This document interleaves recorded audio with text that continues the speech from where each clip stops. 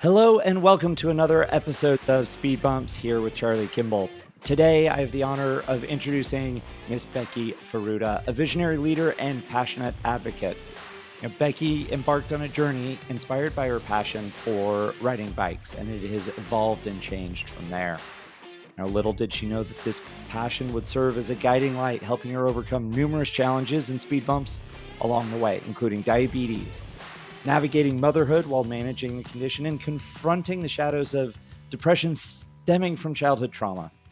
Armed with a master's degree in public health policy from the University of Colorado in Boulder, she channeled her skills and energy into advocating for children, mothers, families, and underserved communities.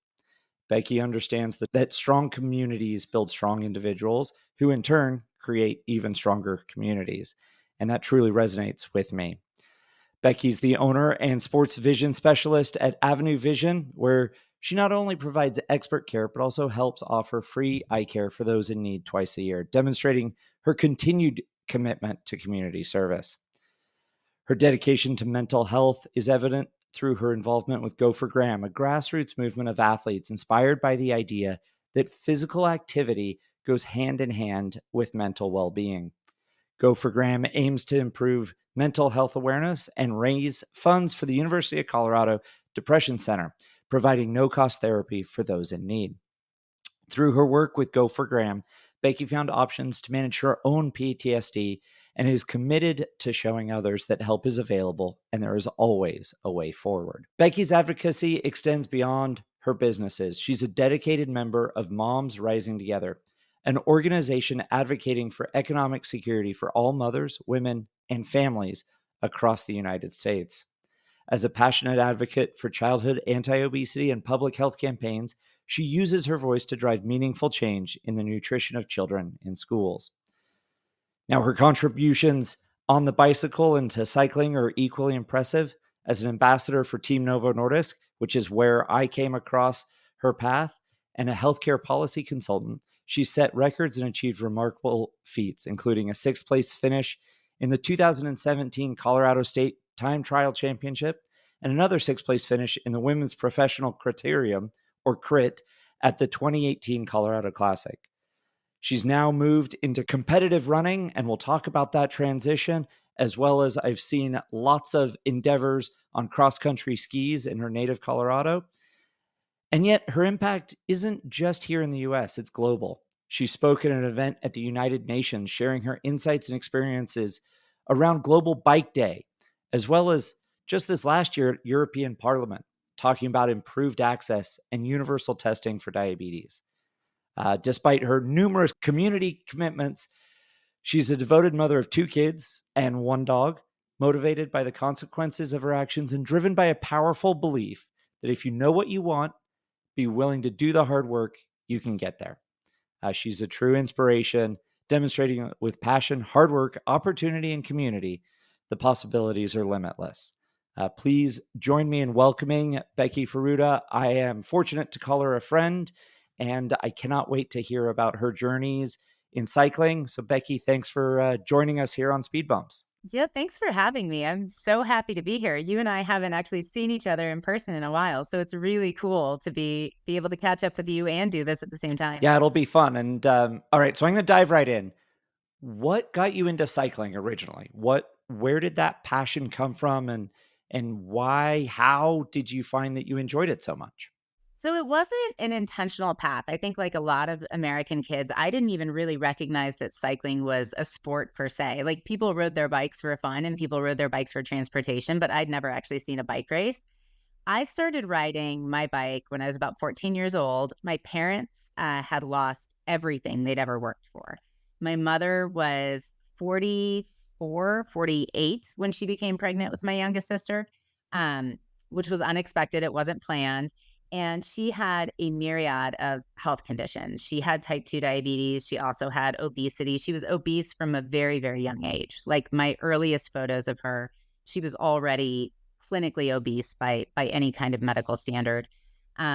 She had high cholesterol. I mean, it was a very complex pregnancy. And because she realized she was pregnant relatively late into the pregnancy, it became even more complicated.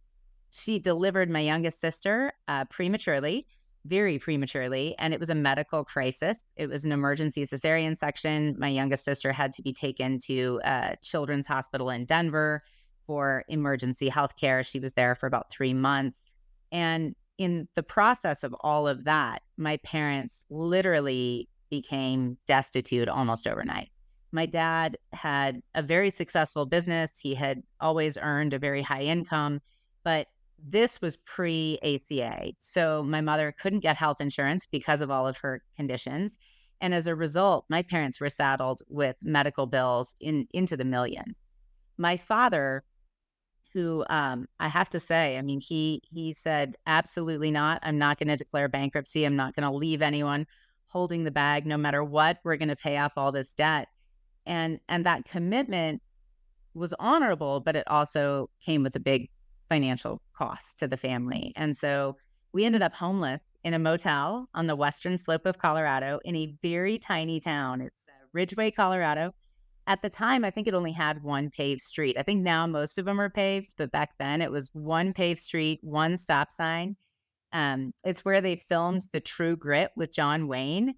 So it has a very, Western feel still to this day, a very rural small town. And we were staying in a motel called the Will Rogers Motel there. And my sisters and I were not enrolled in school. My dad didn't know ultimately where he would land. So we were just kind of hanging out. It was myself and my older sister. I had a younger sister who was 7 years younger. And then this infant who was on a heart rate monitor and was very, very sick. And all of us were crammed into one motel room with 2 beds. And that for a long time was like my whole world. Those walls were the sum of my existence. I was in a town where I didn't know anybody, didn't have any friends. And so I started riding my bike just for something to do and to get out of that motel. And, my parents were definitely struggling emotionally. It was a really hard time for the family. And I just couldn't get up every day and sit in that room with all that sadness and all that depression and nothing to do. And so I'd wake up, ride my bike, and just keep on riding all day long. I would actually go up to this place called Orchard Mesa where they grow stone fruit for fruit wines. And I would just steal fruit. I would steal like peaches and cherries off the trees and shove them in my pockets and just ride my bike and eat stolen fruit all day long. And what could have been truly a crisis point in my life, what could have been a really terrible, awful experience, actually turned into this amazing adventure. And I fell in love with being on the bike. I fell in love with that independence. It empowered me. I would deal with all of these like kind of small scale issues. Like, what do you do when you have a flat tire? What do you do if you, break a spoke? And working through those actually felt very empowering to me, realizing that I was competent, I was capable, and I could handle even small problems in my life. When there were these big problems that I could do nothing about, that gave me a sense of power and control. And I just never stopped riding. I didn't get a driver's license until I was 26, which is funny talking to you, somebody who drives for a living. You would Yeah. not want me behind the wheel of your race car. I'm a terrible driver. But I just loved being on the bike. And from there, it transitioned to racing. Eventually, racing brought me college scholarships, and it also brought me a lot of esteem. I went from being the poor kid. People would see my address. I mean, when I was in school, they knew I was living in a motel, and the expectations shifted for me. People didn't expect the same things from me. They didn't expect the same kind of academic work. They didn't expect the same kind of involvement in school. And so, sports was one area where I could excel, and people just kept raising the bar. Instead of lowering it, they were raising it. And yeah, I just loved it. It's incredible to go from sort of 4 small walls with 6 people and 2 beds to finding the whole world essentially to explore on a bicycle and be able to go out and ride all day. And I completely connect with that idea of overcoming those tiny challenges, right? The small things that you can control. How do I fix a flat tire? How do I repair a spoke or replace a spoke? How do I figure out where to go from? Like, how do I get up this mountain? How do I get back down? Make sure my brakes are working. All those little things that give you that sense of control and empowerment in that moment. Like you say, there were so many big problems that you couldn't do anything about. but these little ones that gave you the ability. And then, okay, so you found cycling. It's, you've fallen in love with that endeavor and that athleticism. What does that look like going to college, and where does your type 1 diagnosis, your diabetes story come on board with that? Yeah, so I finished college, got my degree, got married. I was actually pregnant with my first child and went out on a training ride. I had signed a contract in 2005 for a domestic elite racing team. I actually had my choice between, well-paying career in public health or a career as a bike racer. My parents were very heavily leaning toward the career in public health, but I chose the career as a bike racer. I think my landlord was probably leaning heavily toward the career in public health too, but so I chose the bike racing career, and so I was racing for a team, living my dream. I mean, I thought this was it. I went from when I was a kid racing a bike, I couldn't afford a $10,000 road bike. I was racing on borrowed bikes, which oftentimes weren't my size. They weren't adjusted to me. They didn't fit me properly. Nobody wants to loan you their nicest bike, so they were usually acceptable but not great bikes. And all of a sudden I signed this contract. I have this great bike. I have this beautiful kit that I'm not paying for. I have all of the devices, everything I need to be able to really do well and perform at my peak. And one day I went out for a training ride, which should have been super easy. Just an easy coffee shop ride. And I just could not hang on. I was struggling from the first pedal stroke.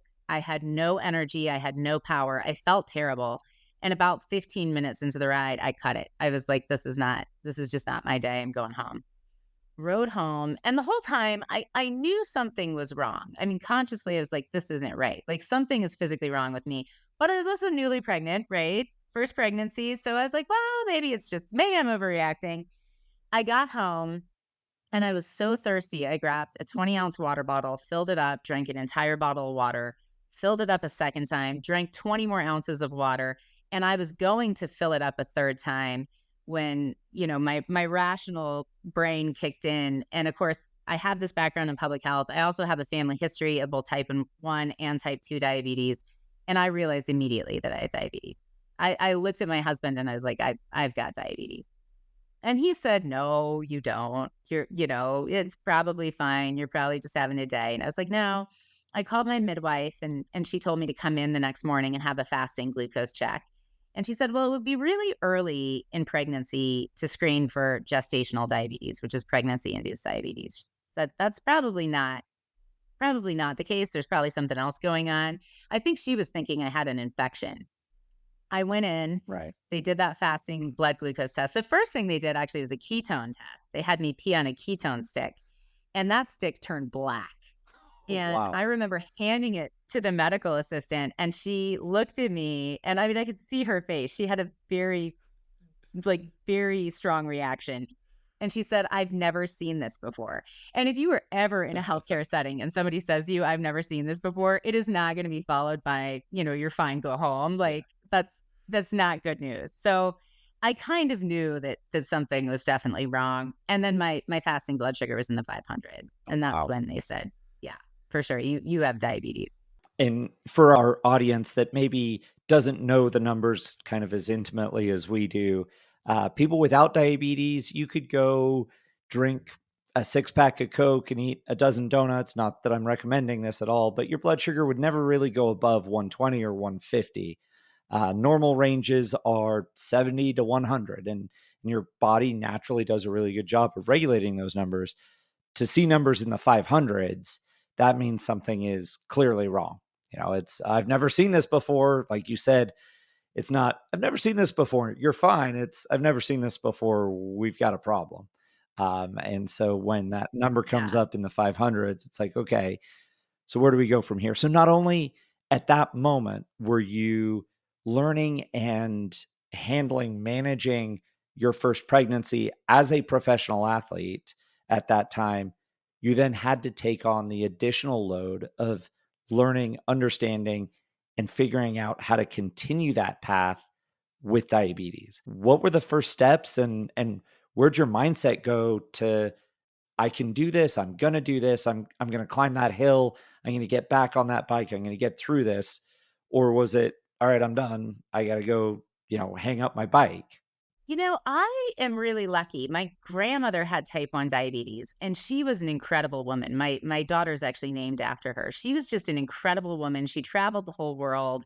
She had type 1 diabetes, never let it stop her from doing anything. And she was very meticulous. She was meticulous about her diabetes management at a time in history when we didn't have the tools that we now have. She had to weigh all of her food on a food scale. She had to measure everything very precisely. She was taking these older insulin formulations that didn't work as well, so she had to eat at an exact schedule, but she did it. And and as a result, she was actually an incredibly healthy, very active woman who just didn't I mean, I don't think anything stopped her from doing what she wanted. That was just kind of who she was. And I mean, loved adventure novels. Like, when she was dying, actually, her last probably 2 months of life, I would go and read her books by like crack hour and these crazy just adventure stories because that was her personality. So it never actually occurred to me that this would be a problem for me in the context of sport. I knew I was going to have to change some things. I knew it was something I was going to have to proactively manage just from watching her. Um, and from watching my own mother, who was on the other end of the spectrum, right? Like she had this completely uncontrolled type 2 diabetes. My mother, if she was in a normal blood glucose range, thought she was dying because she was so used to being so, so high. I mean, she felt terrible all the time. And so I knew that those were my options and that I wanted to lean in the direction of my grandmother. So I actually felt pretty good about it. And to be honest with you, when they diagnosed me, it was a little reassuring because I knew something was wrong. And I was grateful that it was something that I knew about and that I understood and had some kind of background in. Um, the actual process of managing it, however, is a very different story, as you know. Like that was filled initially with a lot of frustration. Um, you don't realize how much sugar is in so many foods until you're measuring your blood glucose all the time. Like I remember the first time I had Chinese food and I was like, why is my blood sugar this high? And there's all of these like hidden carbohydrates in some of those foods. Like I wasn't eating rice, I was eating, a high protein dish, but the sauce had so much sugar in it. So you very quickly learn a lot about food and nutrition. And my sister, my older sister, who's very type A, brought me all of these books and recipe books and guidelines and everything. And then I found a great doctor who actually specialized in pregnancy and diabetes. And his outcomes for women with diabetes were the same as pregnancy outcomes in the US for women without diabetes, which was Oh, super wow. reassuring to me. Yeah. And he encouraged me to keep riding. He was like, stay on the bike, go be active. Like, this is the best thing for you. Well, so firstly, your grandmother is an incredible role model to be like, okay, that's what I want. I don't want this to slow me now, and I don't want this to get in the way. And then to find a doctor whose health outcomes are equal to having diabetes or not in pregnancy gave you the sort of healthcare professional to lean on and ask those questions, and the fact that he leaned into you cycling and staying active, to help lean on that. And as a funny aside about hidden sugars and things like that, early on I was like, man, I was keeping food logs and I was going over it with my endocrinologist, and I was like, I like these 5 meals. I have no idea why I ended up high. Like, and I'm the son of an engineer, right? So to me, 1 plus 1 always equals 2. And I joke that in diabetes, sometimes 1 plus 1 equals banana. It just sometimes it feels Yeah. completely disconnected from any, as you say, type A, linear thought process. And she looks down and she goes, well, you didn't account for corn. I go, corn's a vegetable. It doesn't have carbohydrates in it. She goes, well, yeah, it does. And it's like that education still continues, right? You never stop learning. And one of the things that I've noticed, at least over the last 5 years, is how much age changes that management process. I turn 40 next year, and it's like, okay, that piece of it is evolving continually, and I'm having to adjust and relearn about my diabetes. And I talk about it like it's my own, it's got a personality here and just kind of hangs out with me, because I feel like some days it's just angry at me and nothing works. And then 2 days later, I'll wake up with a cold and be like, oh, that's what was going on. Um, but going back to that sort of pregnancy, and you're continuing to ride, what happened with that professional contract? They obviously knew you were pregnant. Where did your career go from there on the bike and off the bike within public health? We talked about all the community work. Where did you go from there after that diagnosis? Yeah, so I didn't tell them while I was pregnant. For the remainder of the season, I didn't let anyone know that I had diabetes. In fact, I was a closet diabetic for a long time. Like I was very, very quiet about, my old business partner, we had worked together for 2 years before he knew I had type 1 diabetes. I was very apprehensive to talk about it.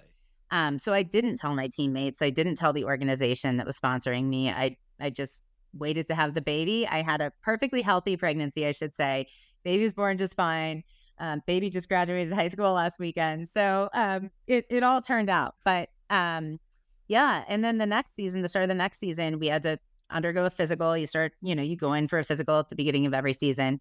And they saw on my physical form the diagnosis of type 1 diabetes. And they terminated my contract immediately. Really? It was that said. Just no question. They called me up and they said, we feel like this is a liability. We are not prepared to manage it. Our soigneurs are not prepared to make special meals. And I was like, I don't need special meals. And they had no understanding of it.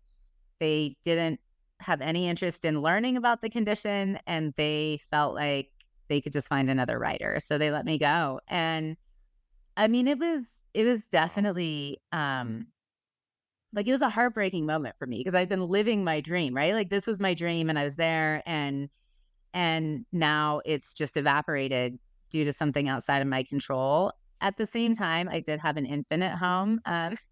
So in some ways I was like, well, maybe this is the best thing. I can just refocus my energy on public health and my business. I can, fully dedicate myself to raising this tiny person and keeping them alive. And, I just kind of shelved the idea of making a return to professional cycling. I still rode. I still rode every single day. I still trained, not like I was training when I was racing, but I still got on the bike pretty much every day. But yeah, I kind of given up the idea of ever having another professional cycling career until I went to my endocrinologist's office a couple of years later. And I saw a magazine on the table that talked about this team of athletes, 6 of whom had type 1 diabetes. It was Team Type 1, which was the predecessor to Team Novo Nordisk, who I'm part of now. And I was fascinated. I was like, how are these 6 people doing it? I've just been told, like, by this professional organization that I'm too much of a liability. How did these guys get contracts with these people and what's going on? And so I reached out to them to get some information, both on management in sport, diabetes management in sport, and nutrition and that kind of coaching, but also just to see, how they were able to secure those contracts. And that's when I learned that the founder of the team had type 1 diabetes. He was diagnosed at 6 months of age. And this was part of a bigger mission to spread awareness and empower people with the condition.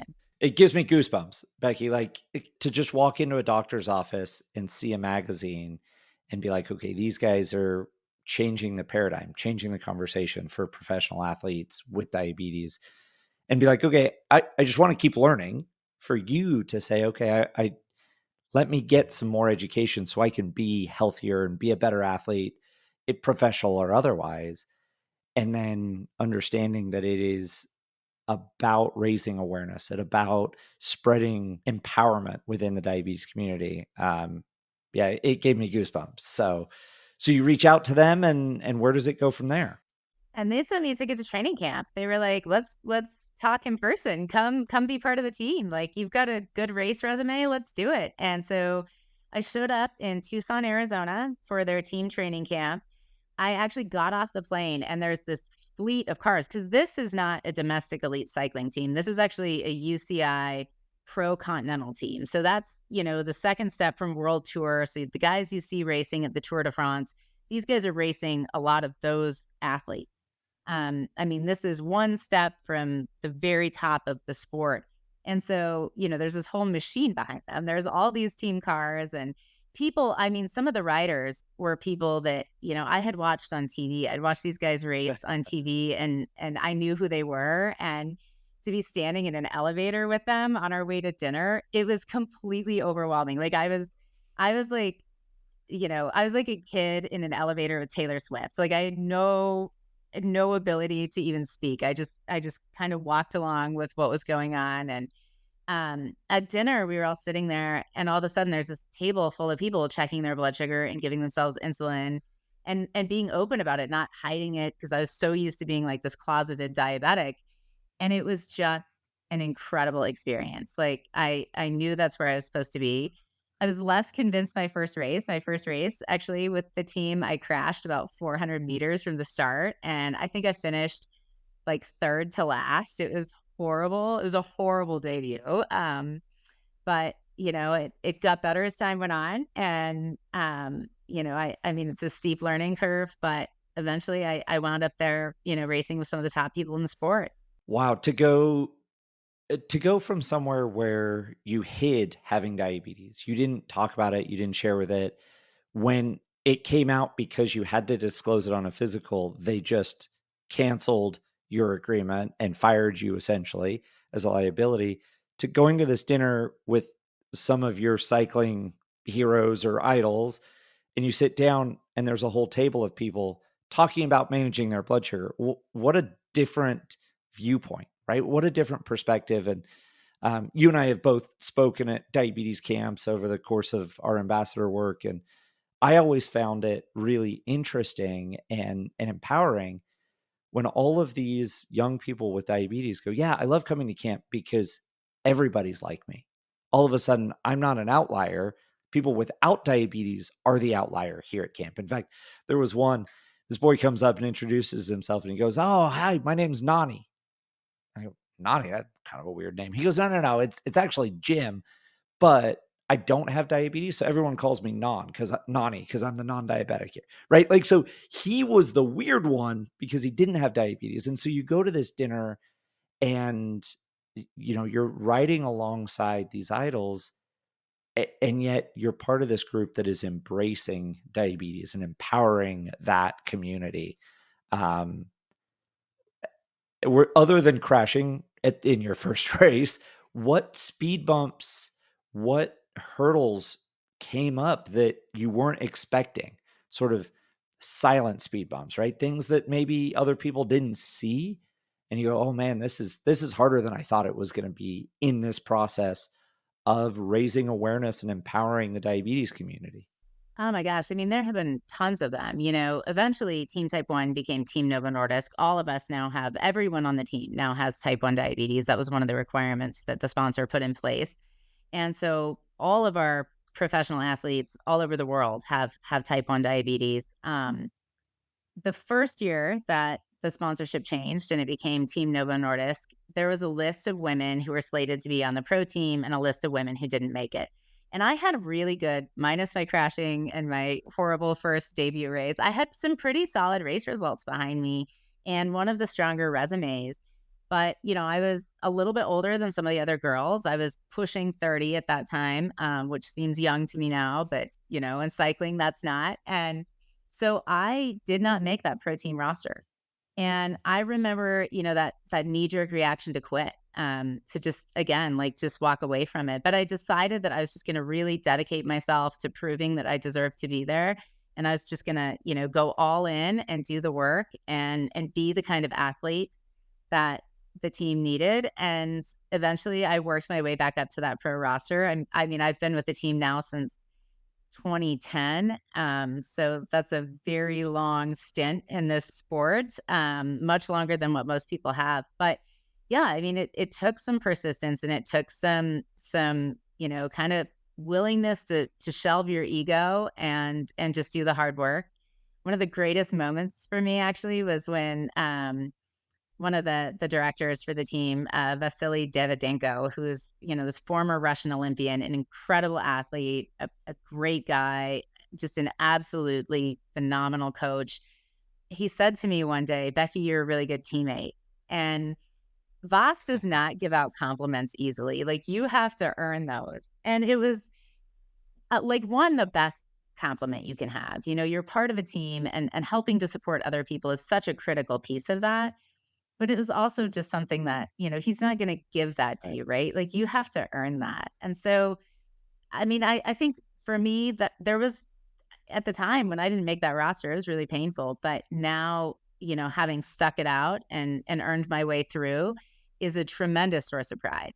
So, and then yeah, in my personal life, I mean, I've been through my son has autism. That was a really, really tough, tough diagnosis, and we weren't sure what his future would look like. And, when he was young, he didn't speak until he was about 5 or 6. And I remember when he was little, wondering if I'd ever hear him say, I love you.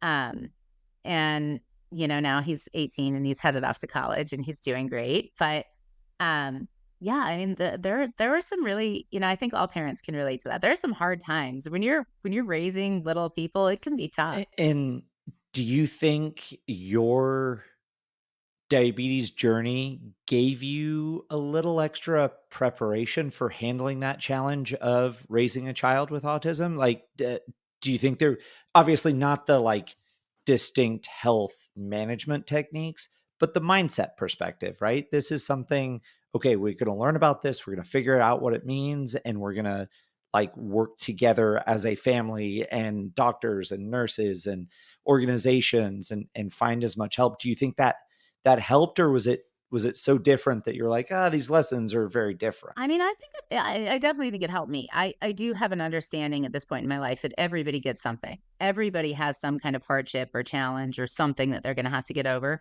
But I actually really think the person that helped most is my son, Henry. I tell this story about him when he must have been 7 or 8. He was little. And we were at USA Pro Challenge, and it was my teammate at the time, Javier Mejia's last race, final race. And he's racing with Jens Voigt. Jens was retiring that year. So it was Jens' last race as well. And Javi and Jens are in the break, and they're going lap after lap after lap, just these two riders. And Henry loved Javi. Javi was his favorite rider on the team. And so Henry's out there right up on that gate, banging on that gate, screaming, "Go, Javi." Like, he's never cheered for me like this in any race ever, but he is screaming his head off for Javi. And race gets done. I take him over to the team cars and to the bus so he can say hi to everybody. And the CEO of the team is bending down, trying to chat with Henry. And Henry wants none of it. One thing about having a child with autism is they're not so good with those social graces. They're going to tell you exactly how it is. And Henry looked at the CEO, my boss, and said, "I just want to see Javi. Where's Javi?" And Phil very graciously goes into the bus and pulls out Javi. And Javi hands Henry his race numbers. And Henry went home and he pinned those numbers on his backpack. And he had those numbers on his backpack for years, for probably 2 or 3 years. And when people would ask him why he had those numbers on his backpack, he would say, "Well, if Javi can race with diabetes, I can do what I want with autism." He had this incredible group of role models overcoming challenges every single day, every time they got on the bike. And I think he just grew up with the mindset that that's what people do. Like, that was what was modeled for him his whole life. Wow. That's incredible. And what a great a perspective from Henry, a young Henry, but also from Javi and from Phil, the CEO at the time, to be like, this is what we do. We overcome these challenges, and part of why we do this is to show the next generation and show other people, if it's diabetes or otherwise, that they can overcome those challenges with hard work and determination and the right mindset, and that the mental health support. And that's amazing. Absolutely incredible story. So now you're running, you're cross country skiing.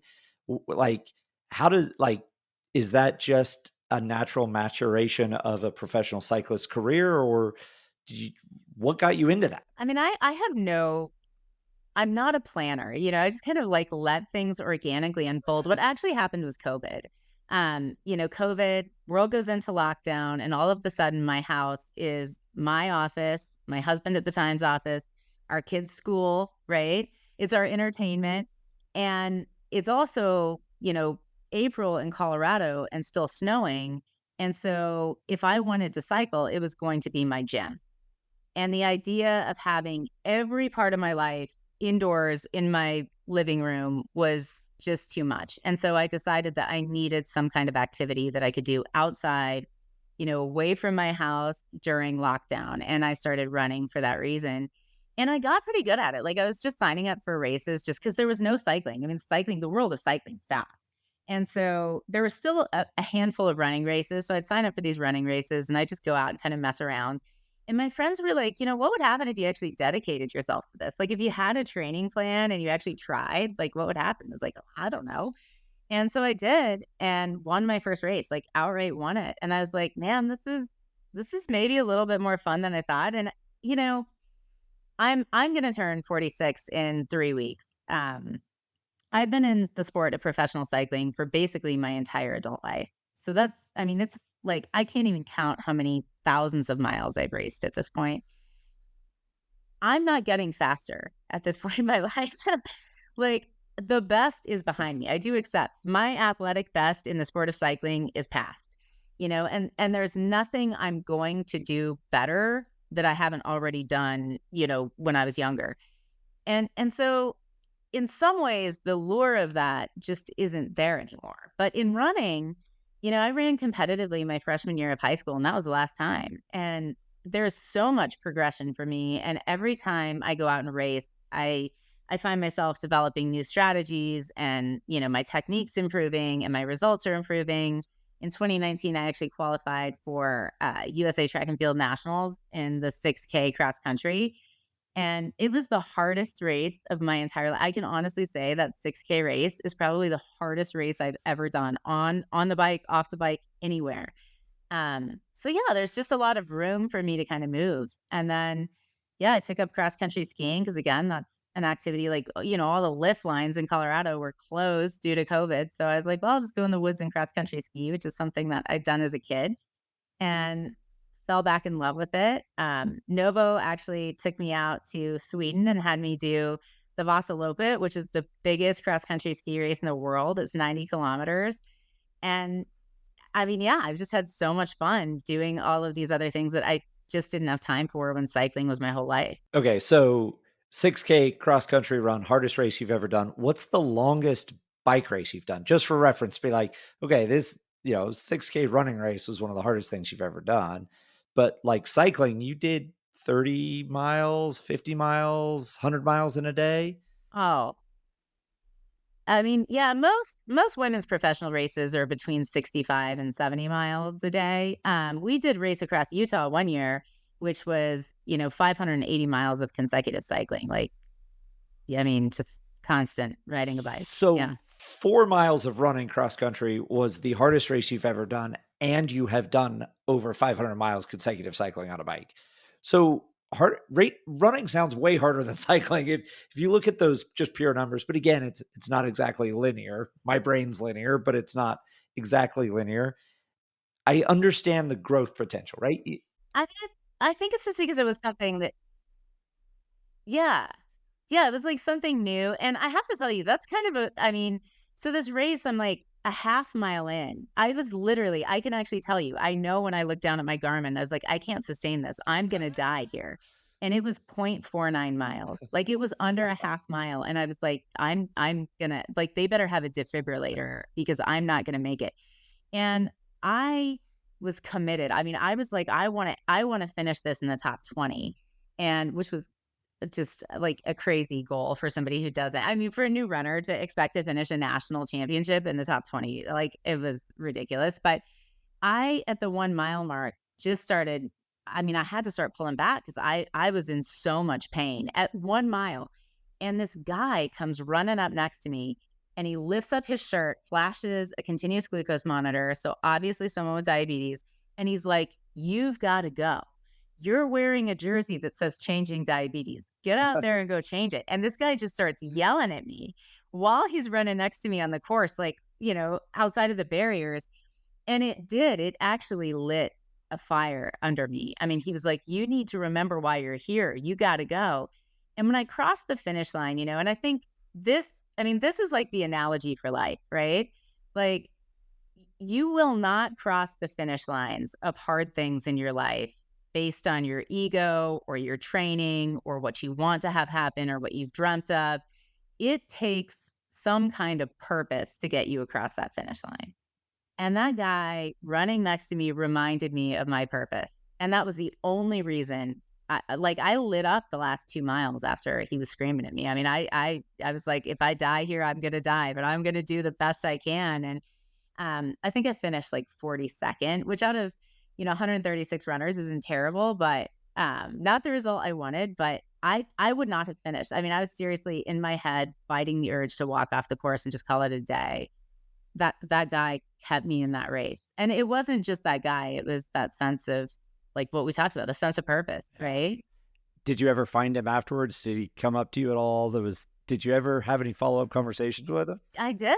Well, he was about to race. He was racing one of the amateur races later in the day. So I didn't want to, like overwhelm him while he's trying to do his race prep. But yeah, I went up and like the first thing I did, I crossed the finish line and I didn't say anything to my friends or my family who were there watching. I went and found this guy, gave him a huge hug. And that's what I said to him. I was like, you got me across that finish line. And he said the same thing. He said, no, I didn't. I didn't get you across the finish line. Your legs, your lungs, and your drive and the reason that you're out here, that's what got you across the finish line. I just reminded you why you were here. And yeah, I mean, all the time, that sense of purpose, right? Like when things get hard, you will quit if there's not a reason, if you don't have a real reason to do it. No, absolutely. Absolutely. Well, I mean, I don't know that I can ask much more than that. So, on speed bumps, I'm going to ask the same 3 questions to every guest. I'm a car guy, so there is going to be a car question in here. Good luck with that one.